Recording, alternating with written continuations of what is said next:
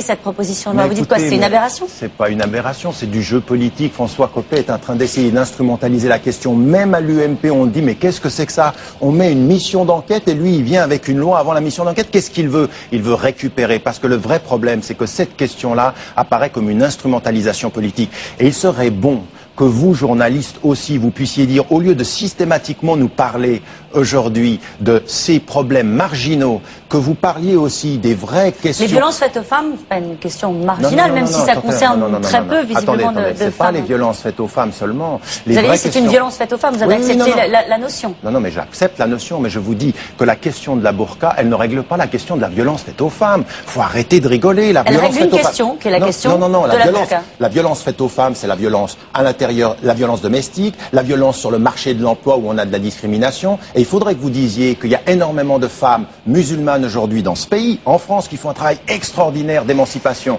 Il faudrait qu'on en parle davantage. Il faudrait que ça se colore un tout petit peu ce débat-là. Je vous comprends pas. C'est-à-dire que vous acceptez l'idée que c'est un problème, y compris pour l'islam, et dans le même temps vous dites, c'est pas un problème à régler, regardons ailleurs. Non, je vous dis pas ça. Je vous dis c'est un problème, mais je parle de la nature du problème. Est-ce que c'est un problème majoritaire ou est-ce que c'est un problème minoritaire? Est-ce que, de la façon dont on en parle aujourd'hui, en stigmatisant, on va résoudre le problème? Je pense que c'est un cheminement à long terme pour régler le problème de centaines ou de 1 ou 2 milliers de personnes, mais que le vrai problème, si on veut lutter contre la violence faite aux femmes, à l'intérieur des communautés musulmanes comme à l'intérieur de la société française. Ce sont des politiques sociales, ce sont un vrai travail. Donc attention, moi ce que je suis en train de vous dire, c'est que je ne nie pas le problème, je dis qu'on en fait un plat pas possible en France alors qu'il est marginal par rapport aux vraies questions. Une résolution, vous êtes pour ? Résolution parlementaire, qui ne serait pas une loi, qui serait un engagement? Encore une fois, tout dépend de la façon dont on le formule, mais je peux vous dire une chose, en ayant participé à la commission et en ayant été auditionné, que j'ai l'impression que l'instrumentalisation politique et que le climat aujourd'hui en France ne permet pas un débat serein. Nous sommes loin du débat serein et nous sommes loin si vous voulez, d'adresser les choses dans leurs priorités. Il y a des choses qui sont aujourd'hui prioritaires en France. Il faudrait qu'on les regarde dans le bon sens. On va passer au j'aime pas. Vous allez nous dire si vous aimez ou si vous n'aimez pas cet imam expulsé, l'imam égyptien Ali Ibrahim El-Soudani, 36 ans, expulsé donc de France.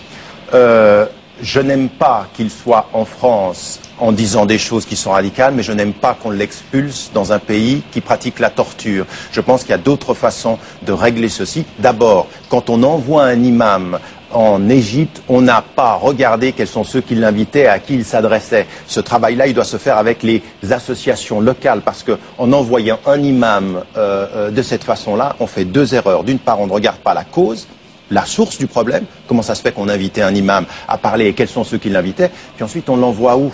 Moi j'ai vu en Égypte ce que c'est que la torture, on n'envoie pas les gens à la torture. J'aime pas Fadela Amara qui veut nettoyer la violence des quartiers au Karcher. Écoutez, quand on n'a pas de politique sociale, on fait dans l'instrumentalisation médiatique du verbal.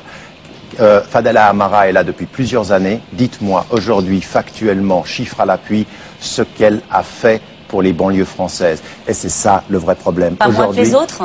Pas moins que les autres, mais on attendait de Fadela Amara, icône des banlieues, ministre, secrétaire d'État qui a le langage soi-disant de là-bas. Regardez ce qu'on nous propose. Et elle nous dit aujourd'hui, après le meurtre d'un jeune de 12 ans, après ce qui s'est passé dans ce lycée-là, vous savez, j'étais il y a 3 jours avec un policier en France qui nous dit le grand problème en France, c'est l'américanisation des banlieues, avec des armes blanches, avec des armes qui sont partout. Pourquoi on ne parle pas de ces problèmes-là? Pourquoi juste avant les élections régionales, on nous parle de la burqa et qu'on ne nous parle pas de cette violence dans les banlieues? Vous savez pourquoi? Parce qu'il y a un consensus dans la classe politique de ne pas parler des sujets qui fassent parce qu'on n'a pas de solution. Quel est le parti aujourd'hui qui nous propose un vrai projet de politique sociale vis-à-vis de la violence? Pour finir, vous aimez, vous n'aimez pas la canonisation de Pie XII?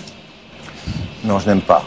Je n'aime pas les canonisations parce que je pense que personne n'est parfait, personne n'est de ce point de vue-là un saint. Et en plus, je pense qu'il faudrait attendre de savoir les résultats de l'enquête sur ce qu'il a fait pendant justement la Deuxième Guerre mondiale. Mais je pense que quand on s'est tu sur certaines exterminations, quand on n'a pas été clair, quand on a uniquement travaillé de derrière la scène, je pense que ça n'est jamais bon.